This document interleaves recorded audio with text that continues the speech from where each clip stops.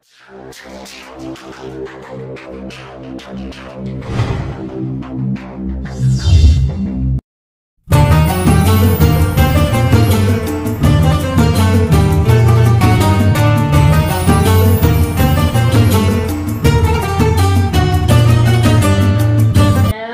semua, saya Haikal dari Direct Channel. Sempena Ramadan bulan berkah, marilah bersama kita mengaminkan doa hari ini.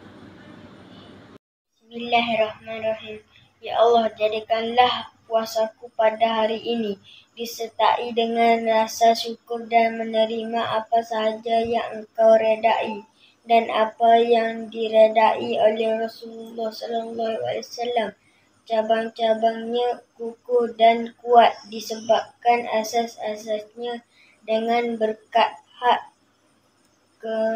kenabian Muhammad dan sekeluarga yang suci, dan segala puji bagi Allah Tuhan sekalian alam. Amin.